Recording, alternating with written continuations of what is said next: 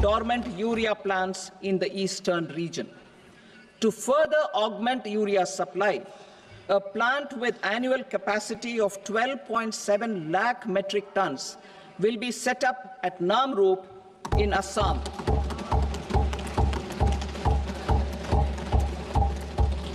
India Post, with 1.5 lakh rural post offices, complemented by the India Post Payment Bank and a vast network of 2.4 lakh Dak Sevaks, will be repositioned to act as a catalyst for the rural economy.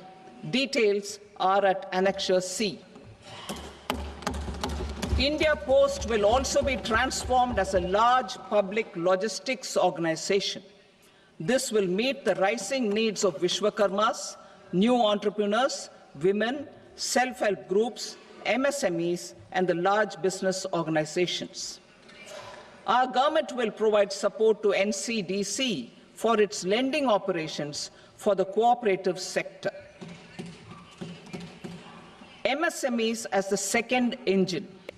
Now I move to MSMEs as the second engine, which encompasses manufacturing and services with a focus on MSMEs numbering 5.7 crores. Currently, over 1 crore registered MSMEs, employing 7.5 crore people and generating 36% of our manufacturing, have come together to position India as a global manufacturing hub. With their quality products, these MSMEs are responsible for 45% of our exports. To help them achieve higher efficiencies of scale, technological upgradation, and better access to capital, the investment and turnover limits for classification of all MSMEs will be enhanced to 2.5 and 2 times respectively. This will give them the confidence to grow and generate employment for our youth. The details are given in Annexure D. To improve access to credit, the credit guarantee cover will be enhanced. First, for micro and small enterprises from 5 crore to 10 crore rupees, leading to additional credit of 1.5 lakh crores in the next 5 years. Second, for startups from 10 crore rupees to 20 crore rupees, with the guarantee fee being moderated to 1% for loans in 27 focus sectors which are important for Atmanirbhar Bharat. And for well-run exporter MSMEs, for term loans up to 20 crore rupees. Also for the micro enterprises, we will introduce customized credit cards with a 5 lakh rupee limit for micro enterprises registered on Udyam portal. In the first year, 10 lakh such cards will be issued. Fund of funds for startups. The Alternate Investment Fund, AIFs, for startups have received commitments of more than 91,000 crores rupees. These are supported by the fund of funds set up with the Government of India's contribution of 10,000 crore rupees. Now, a new fund of funds with expanded scope and a fresh contribution of another 10,000 crore rupees will be set up. A new scheme will be launched for 5 lakh women, scheduled castes and scheduled tribes, first-time entrepreneurs. This will provide term loans up to 2 crore rupees during the next 5 years. The scheme will incorporate lessons from the successful Stand Up India scheme. Online capacity building for entrepreneurship and managerial skills will also be organized. Measures for labor-intensive sectors. To promote employment and entrepreneurship opportunities in labor-intensive sectors, our government will undertake specific policy and facilitation measures. To enhance the productivity quality and competitiveness of India's footwear and leather sector, a focused product scheme will be implemented. The scheme will support design capacity, component manufacturing, and machinery required for production of non-leather quality footwear, besides the support for leather footwear and products. The scheme is expected to facilitate employment for 22 lakh persons, generate over 4 lakh crore rupees, and exports of over 1.1 lakh crore rupees. Measures for the toys sector. Building on the National Action Plan for Toys, we will implement a scheme to make India a global hub for toys. The scheme will focus on development of clusters, skills, and a manufacturing ecosystem that will create high-quality, unique, innovative, and sustainable toys that will represent the Made in India brand. Support for food processing. In line with our commitment towards Purvodaya, we will establish a National Institute of Food Technology, Entrepreneurship and Management in Bihar. The institute will provide a strong fillip to food processing activities in the entire eastern region. This will result in 1. Enhanced income for the farmers through value addition to their produce, and 2. Skilling entrepreneurship and employment opportunities for the youth. Manufacturing mission, furthering Make in India. Our government will set up a national manufacturing mission covering small, medium, and large industries for furthering Make in India by providing policy support, execution roadmaps, governance, and monitoring framework for central ministries and states. Details are in Annexure E. Given our commitment to climate-friendly development, the mission will also support clean tech manufacturing. This will aim to improve domestic value addition and build our ecosystem for solar PV cells, EV batteries, motors and controllers, electrolyzers, wind turbines, very high voltage transmission equipment, and grid-scale batteries. Investment as the third engine.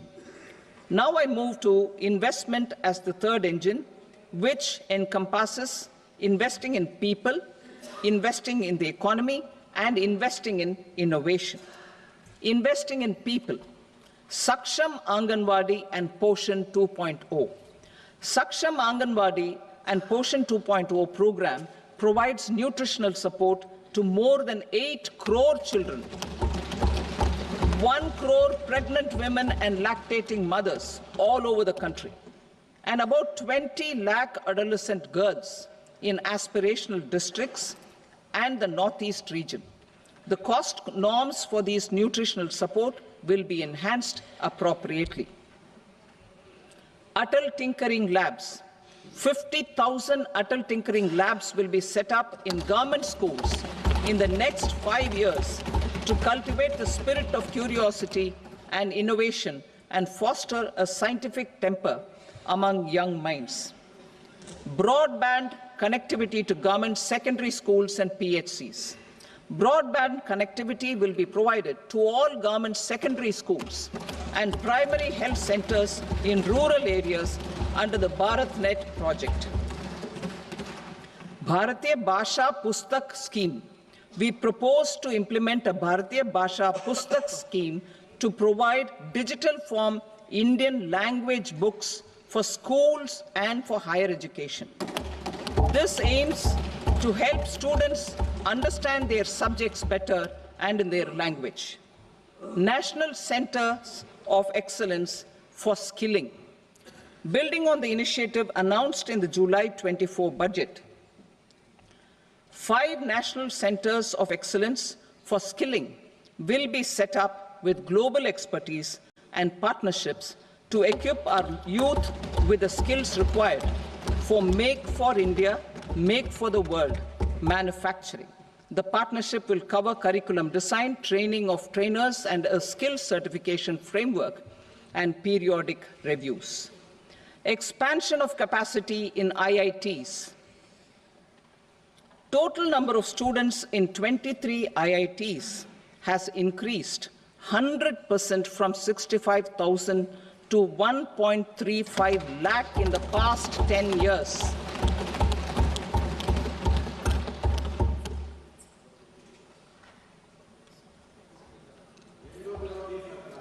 Additional infrastructure will be created in the 5 IITs started after 2014 to facilitate education for 6,500 more students. Hostel and other infrastructure capacity at IIT Patna will also be expanded.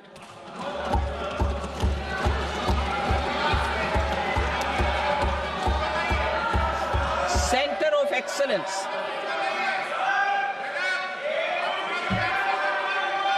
Center of Excellence in AI for Education. I had announced 3 centers of excellence in artificial intelligence for agriculture, health, and sustainable cities in 2023. Now a center of excellence in artificial intelligence for education will be set up with a total outlay of 500 crores. Expansion of medical education.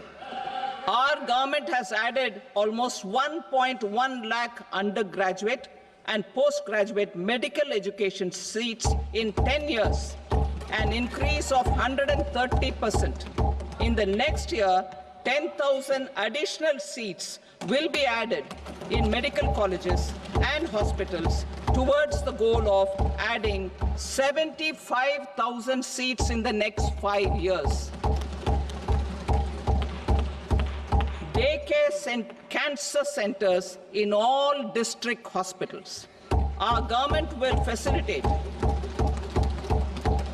setting up of daycare cancer centers in all district hospitals in the next 3 years. 200 centers will be established in 25-26 itself. Strengthening urban livelihoods. Our government has been giving priority to assisting urban poor and vulnerable groups. A scheme for socio-economic upliftment of urban workers will be implemented to help them improve their incomes, have sustainable livelihoods, and a better quality of life. PM Swanidhi scheme has benefited more than 68 lakh street vendors, giving them respite from high-interest informal sector loans. Building on this success, the scheme will be revamped with enhanced loans from banks, UPI-linked credit cards with 30,000 rupees limit, and capacity building support. Social Security Scheme for welfare of online platform workers.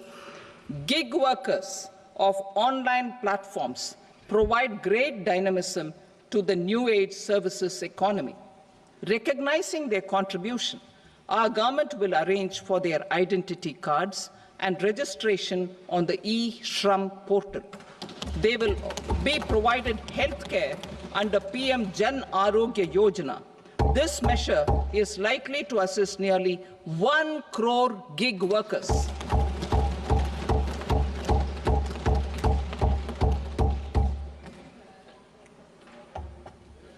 Investing in the economy. Public-private partnership in infrastructure. Each infrastructure-related ministry will come up with a 3-year pipeline of projects that can be implemented in PPP mode. States will also be encouraged to do so and can seek support from the India Infrastructure Project Development Fund, which is a scheme to prepare PPP proposals. Support to states for infrastructure. An outlay of 1.5 lakh crore is proposed for the 50-year interest-free loans to states for capital expenditure and incentives for reforms. Building on the success of the first asset monetization plan announced in 2021, The second plan for 2025 to 30 will be launched to plow back capital of 10 lakh crore in new projects. Regulatory and fiscal measures will be fine-tuned to support the plan. Jal Jeevan Mission.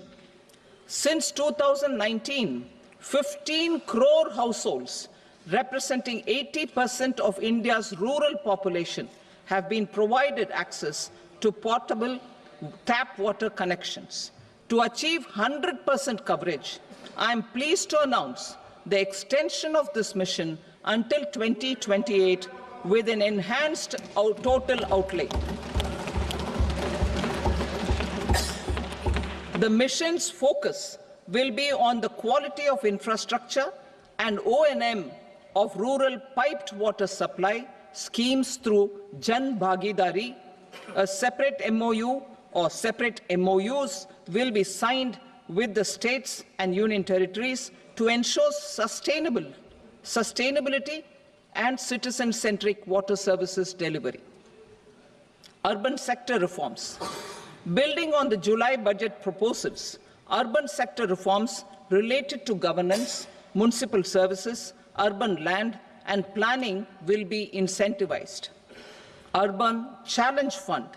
The government will set up an Urban Challenge Fund of 1 lakh crore rupees to implement the proposals for cities as growth hubs, creative redevelopment of cities, and for water and sanitation purposes announced in the July budget.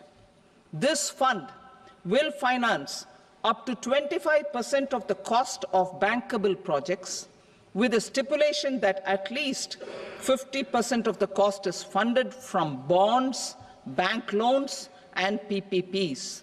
An allocation of 10,000 crore is proposed in 2025-26. Power sector reforms.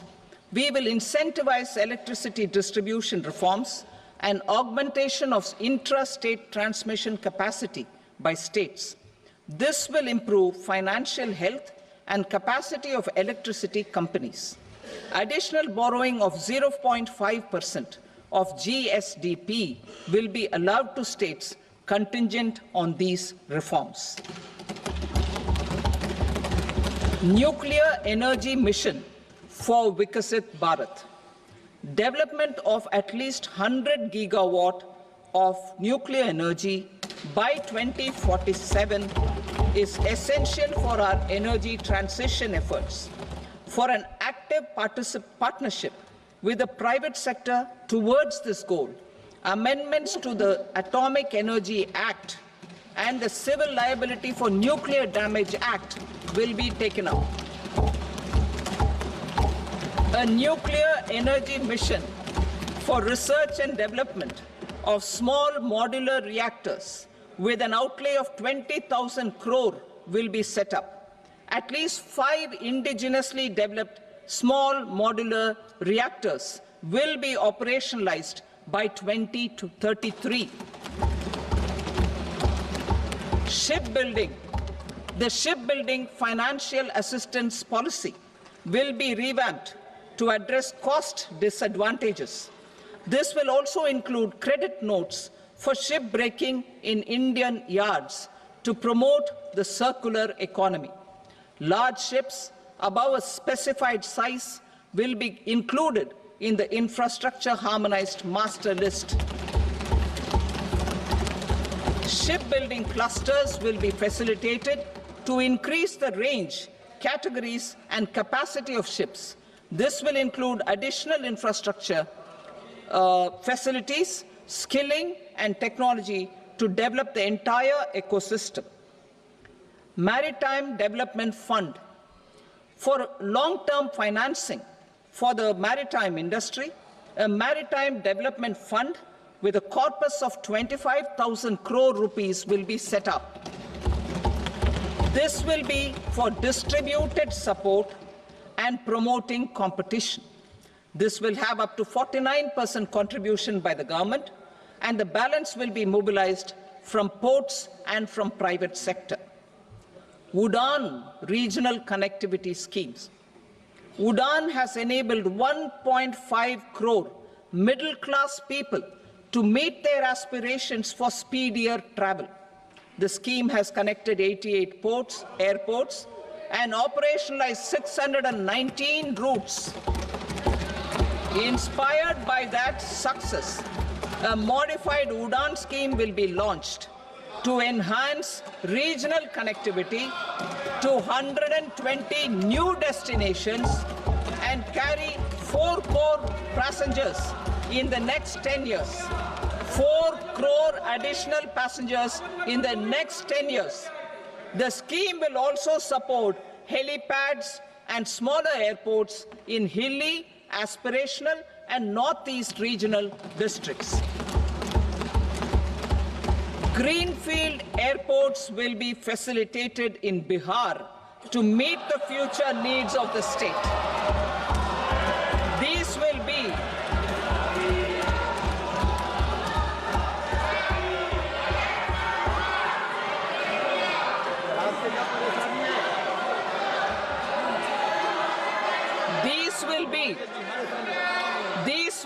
in addition to the expansion of the capacity of Patna Airport and a brownfield airport in Beta. Western Kosi Canal project in Mithilanchal. Financial support will be provided for the Western Kosi Canal ERM project, benefiting a large number of farmers, cultivating over 50,000 hectares of land in the Mithilanchal region of Bihar. Mining sector reforms, including those for minor minerals, will be encouraged through sharing of best practices and institutions of a state mining index. A policy for recovery of critical minerals from tailings will be brought out. Under the special window for affordable and mid-income housing, SWAMI, 50,000 dwelling units in stressed housing projects have been completed and keys handed over to home buyers. Another 40,000 units will be completed in 2025, further helping middle-class families who are paying EMIs on loans taken for apartments while also paying rent for their current dwellings. Building on this success, SWAMI Fund 2 will be established as a blended finance facility with contribution from the government, banks, and private investors. This fund of 15,000 crore rupees will aim for expeditious completion of another 1 lakh units. PM Gati Shakti data for private sector. For furthering PPPs and assisting the private sector in project planning, access to relevant data and maps from the PM Gati Shakti portal will be provided.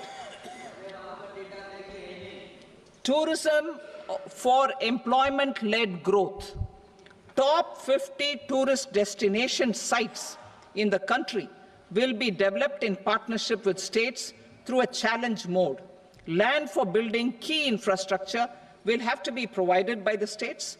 Hotels in these destinations will be included in the infrastructure harmonized list. The following measures will be taken for facilitating employment-led growth: organizing intensive skill development programs for our youth, including in institutes of hospitality management, providing mudra loans for homestays, improving ease of travel and connectivity to tourist destinations, providing performance-linked incentives to states for effective destination management, including tourist amenities, cleanliness, and marketing efforts, and introducing streamlined e-visa facilities along with visa fee waivers for certain tourist groups. Continuing with the emphasis on places of spiritual and religious significance, in the July budget, there will be a special focus on destinations related to the life and times of Lord Buddha. Medical tourism and heal in India. Medical tourism and heal in India will be promoted in partnership with the private sector, along with capacity building and easier visa norms. Investing in innovation. To implement private sector-driven research, development and innovation initiatives announced in the July budget, I am now allocating 20,000 crore rupees for this purpose. A deep tech fund of funds will also be explored to catalyze the next generation startups as a part of this initiative. In the next 5 years, under the PM Research Fellowship Scheme, we will provide 10,000 fellowships for technological research in IITs and IISc with enhanced financial support. The second gene bank with 10 lakh germplasm lines will be set up for future food and nutritional security. This will provide conservation support to both public and private sectors for genetic resources. We will start a national geospatial mission to develop foundational geospatial infrastructure and data. Using PM Gati Shakti, this mission will facilitate modernization of land records, urban planning, and design of infrastructure projects. A Gyan Bharatam mission for survey, documentation, and conservation of our manuscript heritage with academic institutions, museums, libraries, and private collectors will be undertaken to cover more than 1 crore manuscripts. We will set up a national digital repository of Indian knowledge systems for knowledge sharing. Now I move to exports as the fourth engine. We will set up an export promotion mission with sectoral and ministerial targets driven jointly by the Ministries of Commerce, MSME, and Finance. It will facilitate easy access to export credit, cross-border factoring support, support to MSMEs to tackle non-tariff measures in overseas markets. A digital public infrastructure, Bharat Trade Net, for international trade will be set up as a unified platform for trade documentation and financing solutions. This will complement the Unified Logistics Interface platform. The BTN will be aligned with international practices. Support will be provided to develop domestic manufacturing capacities for our economy's integration with global supply chains. Sectors will be identified based on objective criteria. Facilitation groups with participation of senior officers and industry representatives will be formed for select products and supply chains. Through this, there are huge opportunities related to Industry 4.0, which needs high skills and talent. Our youth have both. Our government will support the domestic electronic equipment industry to leverage this opportunity for the benefit of our youth.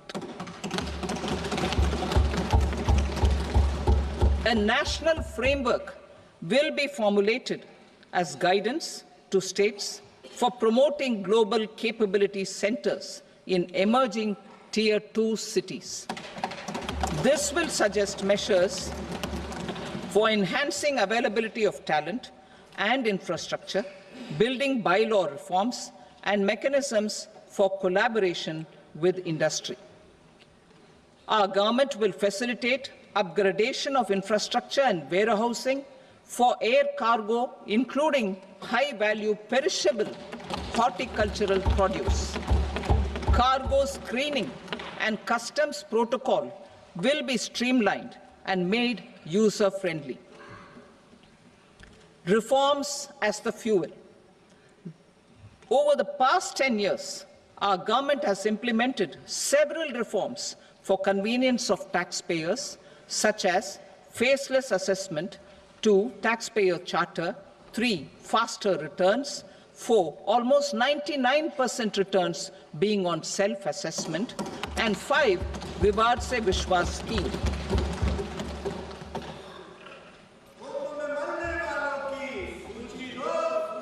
Continuing these efforts, I reaffirm the commitment of the Tax Department to trust first, scrutinize later. I also propose to introduce the new income tax bill next week. I will detail the indirect tax reforms and changes in direct taxes in Part B. Financial sector reforms. The FDI limit for the insurance sector will be raised from 74 to 100%.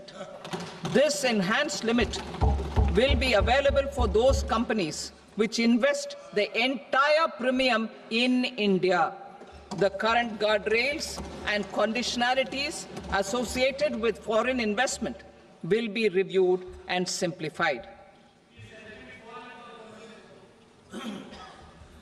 The services of India Post-Payment Bank will be deepened and expanded in rural areas. NABFID will set up a partial credit enhancement facility for corporate bonds for infrastructure. Public sector banks will develop Grameen Credit Score Framework to serve the credit needs of SHG members and people in rural areas. A forum for regulatory coordination and development of pension products will be set up. To implement the earlier announcement on simplifying the KYC processes, the revamped Central KYC Registry will be rolled out in 2025. We will also implement a streamlined system for periodic updating. Requirements and procedures for speedy approval of company mergers will be rationalized. The scope for fast-track mergers will also be widened and the process made simpler. As proposed in the interim budget, we signed bilateral investment treaties with 2 countries in 2024 to encourage sustained foreign investment, and in the spirit of First Develop India, the current model BIT will be revamped and made more investor-friendly.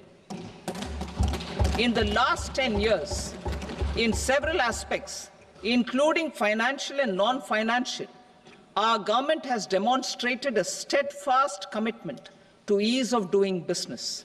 We are determined to ensure that our regulations must keep up with technological innovations and global policy developments. A light-touch regulatory framework based on principles and trust will unleash productivity and employment. Through this framework, we will update regulations that were made under old laws. To develop this modern, flexible, people-friendly, and trust-based regulatory framework appropriate for the 21st century, I propose 4 specific measures. A high-level committee for regulatory reforms will be set up for a review of all non-financial sector regulations, certifications, licenses, and permissions. The committee will be expected to make recommendations within a year. The objective is to strengthen trust-based economic governance and take transformational measures to enhance ease of doing business, especially in matters of inspection and compliances. States will be encouraged to join in this endeavor. An investment friendliness index of states will be launched in 2025 to further the spirit of competitive, cooperative federalism. Under the Financial Stability and Development Council, a mechanism will be set up to evaluate impact of the current financial regulations and subsidiary instructions. It will also formulate a framework to enhance their responsiveness and development of the financial sector. In the Jan Vishwas Act 2023, more than 180 legal provisions were decriminalized. Our government will now bring up the Jan Vishwas Bill 2.0 to decriminalize more than 100 provisions in various laws. I now move to fiscal policy. In the July budget, I had committed to staying the course for fiscal consolidation. Our endeavour will be to keep the fiscal deficit each year such that central government debt remains on a declining path as a percentage of the GDP. The roadmap for the next 6 years has been detailed in the FRBM statement. Revised estimates for 2024-25. The revised estimate of the total receipts other than borrowings is 31.47 lakh crore rupees, of which the net tax receipts are 25.57 lakh crore rupees. The revised estimate of the total expenditure is 47.16 lakh crore rupees, of which the capital expenditure is about 10.18 lakh crore rupees. The revised estimate of the fiscal deficit is 4.8% of the GDP. Budget estimates for 25-26. Coming to 25-26, the total receipts other than borrowings and total expenditure are estimated at 34.96 lakh crore rupees and 50.65 lakh crore rupees respectively. The net tax receipts are estimated at 28.37 lakh crore rupees. The fiscal deficit is estimated to be 4.4% of GDP. To finance the fiscal deficit, the net market borrowings from dated securities are estimated at 11.54 lakh crore. The balance financing is expected to come from small savings and other sources. The gross market borrowings are estimated at 14.82 lakh crore rupees. I will now move to Part B. Indirect taxes. My proposals relating to customs aim to rationalize tariff structure and address duty inversion. These will also support domestic manufacturing and value addition, promote exports, facilitate trade, and provide relief to common people. Rationalization of customs tariff structure for industrial goods. As a part of comprehensive review of customs rate structure announced in July 2024 budget, I propose to 1. Remove 7 tariff rates. This is over and above the 7 tariff rates removed in 23-24 budget. After this, there will be only 8 remaining tariff rates, including 0 rate. 2. Apply appropriate cess to broadly maintain effective duty incidence, except on a few items where such incidence will reduce marginally. 3. Levy not more than 1 cess or surcharge. Therefore, I propose to exempt social welfare surcharge on 82 tariff lines that are subject to a cess. I shall now take up sector-specific proposals. To provide relief to patients, particularly those suffering from cancer, rare diseases, and other severe chronic diseases, I propose to add 36 life-saving drugs and medicines to the list of medicines fully exempted from basic custom duty.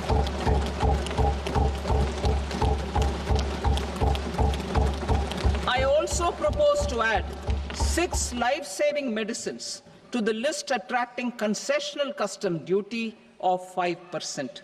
Full exemption and concessional duty will also respectively apply on the bulk drugs for manufacture of the above.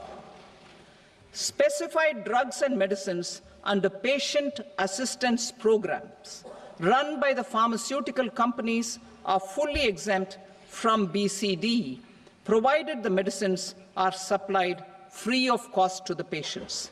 I propose to add 37 more medicines along with 13 new patient assistance programs. Support to domestic manufacturing and value addition. Critical minerals. In the July 2024 budget, I had fully exempted BCD on 25 critical minerals that are not domestically available. I had also reduced BCD of 2 other such minerals to provide a major fillip to their processing, especially by MSMEs. Now, I propose to fully exempt cobalt powder and waste, the scrap of lithium-ion battery, lead, zinc, and 12 more critical minerals. This will help secure their availability for manufacturing in India and promote more jobs for our youth. To promote domestic production of technical textile products such as agro-textiles, medical textiles, and geotextiles at competitive prices, I propose to add 2 more types of shuttle-less looms to the list of fully exempted textile machinery. I also propose to revise the BCD rate on knitted fabrics covered by 9 tariff lines from 10 or 20 to 20% or 115 rupees per kg, whichever is higher. Electronic goods. In line with our Make in India policy and to rectify inverted duty structure, I propose to increase the BCD on interactive flat panel display from 10% to 20% and reduce the BCD to 5% on open cell and other components. In 23-24 budget, for the manufacture of open cells of LCD, LED TVs, I had reduced the BCD on parts of open cells from 5% to 2.5%. To further boost the manufacture of such open cells, the BCD on these parts will now stand exempted. Lithium-ion battery. To the list of exempted capital goods, I propose to add 35 additional capital goods for EV battery manufacturing and 28 additional capital goods for mobile phone battery manufacturing. This will boost domestic manufacture of lithium-ion batteries, both for mobile phones and for electric vehicles. Shipping sector. Considering that shipbuilding has a long gestation period, I propose to continue the exemption of BCD on raw materials, components, consumables, or parts for the manufacture of ships for another 10 years.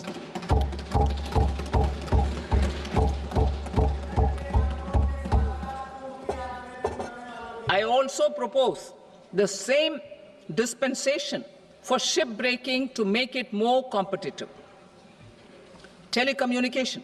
To prevent classification disputes, I propose to reduce the BCD from 20% to 10% on carrier-grade Ethernet switches to make it at par with non-carrier-grade Ethernet switches. Export promotion. To facilitate exports of handicrafts, I propose to extend the time period for export from 6 months to 1 year, further extendable by another 3 months if required. I also propose to add 9 items to the list of duty-free inputs. Leather sector. I propose to fully exempt BCD on wet blue leather to facilitate imports for domestic value addition and employment. I also propose to exempt crust leather from 20% export duty to facilitate exports by small tanners. Marine products. To enhance India's competitiveness in the global seafood market, I propose to reduce BCD from 30% to 5% on frozen fish paste, surimi, for manufacture and export of its analog products. I also propose to reduce BCD from 15% to 5% on fish hydrolysates for manufacture of fish and shrimp feed. In July 2024 budget, to promote development of domestic MROs for aircraft and ships, I had extended the time limit for export of foreign origin goods that were imported for repairs from 6 months to 1 year and further extendable by 1 year. I now propose to extend the same dispensation for railway goods. Time limit for provisional assessment. Presently, the Customs Act 1962 does not provide any time limit to finalize provisional assessments, leading to uncertainty and cost to trade. As a measure of promoting ease of doing business, I propose to fix a time limit of 2 years, extendable by a year, for finalizing the provisional assessment. I propose to introduce a new provision that will enable importers or exporters, after clearance of goods, to voluntarily declare material facts and pay duty with interest but without penalty. This will incentivize voluntary compliance. However, this will not apply in cases where department has already initiated audit or investigation proceedings. For industry to better plan their imports, I propose to extend the time limit for the end use of imported inputs in the relevant rules from 6 months to 1 year. This will provide operational flexibility in view of cost and uncertainty of supply. Further, such importers will now have to file only quarterly statements instead of a monthly statement.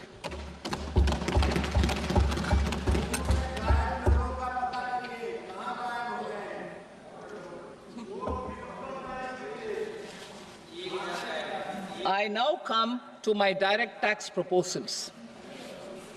In Part A, I have briefly underlined taxation reforms as one of key reforms to realize our vision of Vikasit Bharat.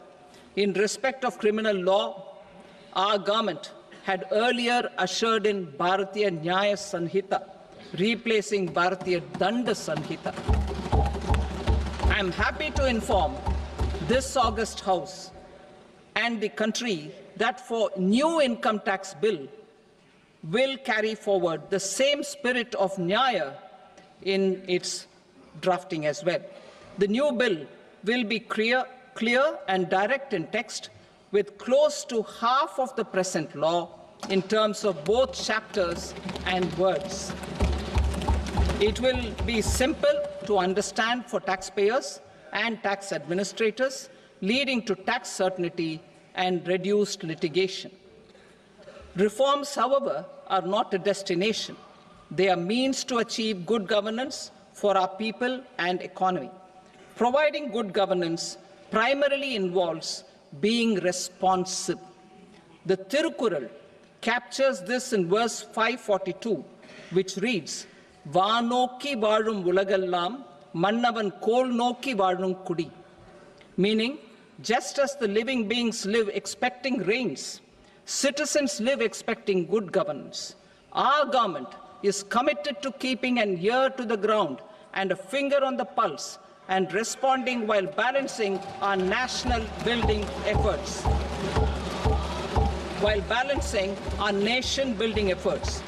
The following measures will detail just how our government will, under the guidance of PM Modi, has taken steps to understand and address. I repeat that sentence, sir. The following measures will detail just how our government, under the guidance of PM Modi, has taken steps to understand and address the needs voiced by our citizens. My tax proposals are guided by this spirit. The objectives of my proposals are as follows. Personal income tax reforms with special focus on middle class. Rationalization of TDS and TCS for easing difficulties. Encouraging voluntary compliance. Reducing compliance burden. Ease of doing business. Employment and investment. I will come to my proposal on personal income tax towards the end. TDS and TCS, rationalization for easing difficulties. I propose to rationalize tax deduction at source, TDS, by reducing the number of rates and thresholds above which TDS is deducted. Further, threshold amounts for tax deduction will be increased for better clarity and uniformity. The limit for tax deduction on interest for senior citizens is being doubled from the present 50,000 rupees to 1 lakh rupees. Similarly, the annual limit of 2.40 lakh rupees for TDS on rent is being increased to 6 lakh rupees. This will reduce the number of transactions liable to TDS, thus benefiting small taxpayers receiving small payments. The threshold to collect tax at source, the TCS, on remittances under RBI's liberalized remittance scheme, the LRS, is proposed to be increased from 7 lakh to 10 lakhs. I also propose to remove TCS on remittances for education purposes, where such remittances is out of a loan taken from a specified financial institution. Both TDS and TCS are being applied on any transaction related to sale of goods. To prevent such compliance difficulties, I propose to omit the TCS. I also propose that the provisions of the higher TDS deduction will now apply only in non-PAN cases. In July 2024, the delay for payment of TDS up to the due date of filing statement was decriminalized. I propose to provide the same relaxation to TCS provisions as well. The government under the leadership of Prime Minister Modi believes in Sabka Saath, Sabka Vikas, Sabka Vishwas and Sabka Prayas. In line with this, we brought in updated return facility in 2022 for voluntary compliance by taxpayers who had omitted to report their correct income. Our trust in taxpayers was proved right. Nearly 90 lakh taxpayers voluntarily updated their incomes by paying additional tax. Taking this trust further, I now propose to extend the time limit to file updated returns for any assessment year from the current limit of 2 years to 4 years. I propose to reduce the compliance burden for small charitable trusts and institutions by increasing their period of registration from 5 years to 10 years. It is also proposed that disproportionate consequences do not arise for minor defaults, such as incomplete applications filed by charitable entities. Presently, taxpayers can claim the annual value of self-occupied properties as nil only on the fulfillment of certain conditions. Considering the difficulties faced by taxpayers, it is proposed to allow the benefit of 2 such self-occupied properties without any condition. To streamline the process of transfer pricing and to provide an alternative to yearly examination, I propose to introduce a scheme for determining arm's-length price of international transaction for a block period of 3 years. This will be in line with global best practices. With a view to reduce litigation and provide certainty in international taxation, the scope of safe harbor rules is being expanded. A number of senior and very senior citizens have very old national savings schemes accounts. As interest is no longer payable on such accounts, I propose to exempt withdrawals made from NSS by individuals on or after 29th August 2024. I am also proposing to allow similar treatment to NPS Vatsalya accounts as is available to normal NPS accounts subject to overall limits. In my speech in July 2024, I had promised that all processes, including giving effect to appellate orders, shall be digitalized and made paperless. Over the next 2 years, So I'm happy to announce that digitalization is being made operational now. In July 2024, we brought in the Vivad Se Vishwas scheme to resolve income tax disputes pending in appeal. The scheme has received a great response, with nearly 33,000 taxpayers having availed of the scheme to settle their disputes. I have a few proposals to promote investment and employment. It is proposed to provide a presumptive taxation regime for non-residents who provide services to a resident company that is establishing or operating an electronics manufacturing facility. I further propose to introduce a safe harbor for tax certainty for non-residents who store components for supply to specified electronics manufacturing units. Presently, the tonnage tax scheme is available only to sea-going ships. The benefits of existing tonnage tax scheme are proposed to be extended to inland vessels registered under the Indian Vessels Act 2021 to promote inland water transport in the country. Extension for incorporation of startups. We continue to support the Indian startup ecosystem. I propose to extend the period of incorporation by 5 years to allow the benefit available to startups which are incorporated before 1/4/2030. In order to attract and promote additional activities in the IFSC, I am inter alia proposing specific benefits to ship leasing units, insurance offices, and treasury centers of global companies which are set up in IFSC. Further, to claim benefits, the cut-off date for commencement in IFSC has also been extended by 5 years to 31/3/2030. Category 1 and Category 2 AIFs are undertaking investments in infrastructure and other such sectors. I propose to provide certainty of taxation to these entities on the gains from securities, to promote funding from sovereign wealth funds and pension funds to the infrastructure sector. I propose to extend the date of making an investment by 5 more years up to 31st March 2030.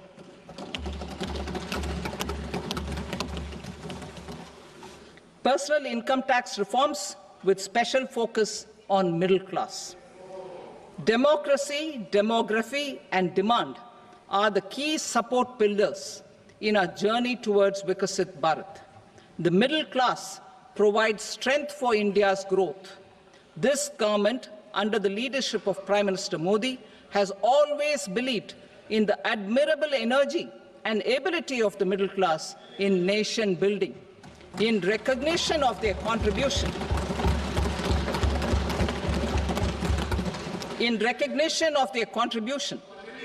we have periodically reduced their tax burden. Right after 2014, the nil tax slab was raised to 2.5 lakhs of rupees, which was further raised to 5 lakh rupees in 2019 and to 7 lakh rupees in 2023. This is reflective of our government's trust on the middle-class taxpayers. I am now happy to announce that there will be no income tax payable up to income of 12 lakh rupees.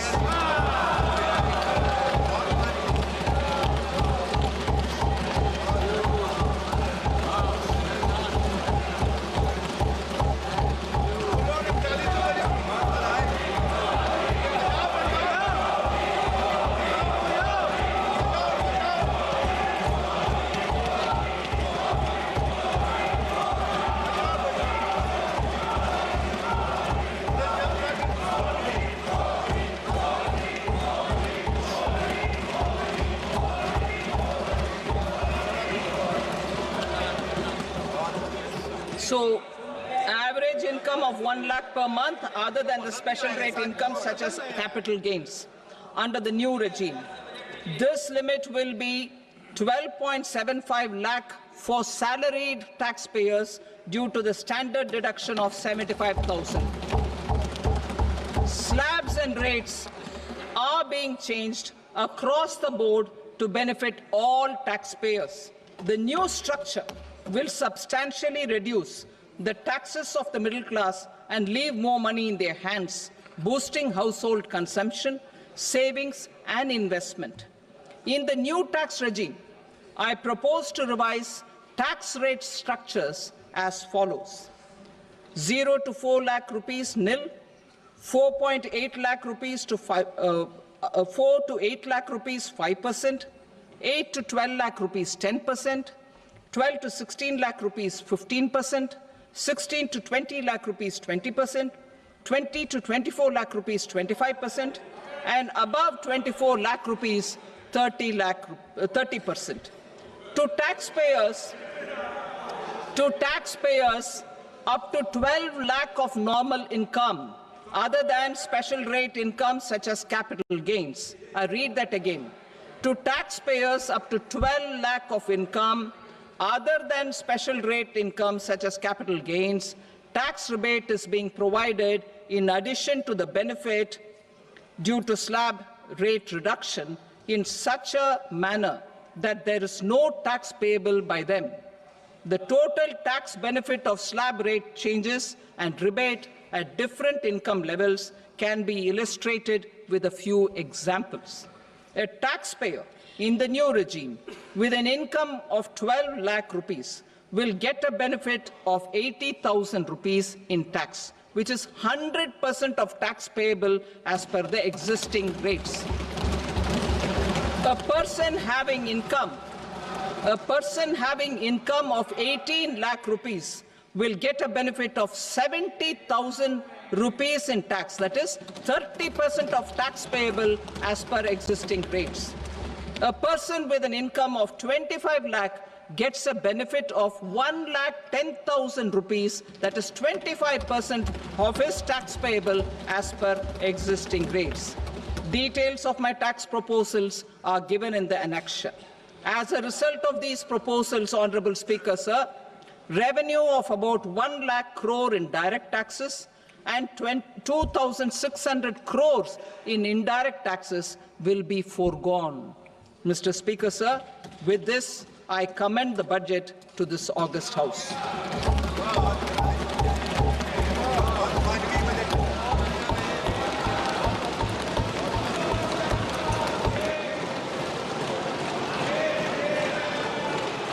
Item number 2, Srimati Nirmala Sitharaman. Sir, with your permission, I rise to lay on the table the following statements under Section 3(1) of the Fiscal Responsibility and Budget Management Act 2003, medium-term fiscal policy cum fiscal policy strategy statement and macroeconomic framework statement. Item number 3, Srimati Nirmala Sitharaman. Sir, with your permission, I rise to move for leave to introduce the Finance Bill 2025. प्रश्न ये है कि विधेयक को पुनर्स्थापित करने की अनुमति प्रदान की जाए। जो सदस्य इसके पक्ष में हाँ कहें, जो सदस्य विरोध में ना कहें। मेरे विचार में निर्णय हाँ वालों के पक्ष में हुआ, हाँ वालों के पक्ष में अनुमति प्रदान की जाती है। माननीय मंत्री जी, अब विधेयक को पुनर्स्थापित करें। Sir, I introduce the bill. Thank you. सभा की कार्रवाई सोमवार दिनांक 3 फरवरी 2025 को प्राप्त 11 बजे तक के लिए स्थगित की जाती है।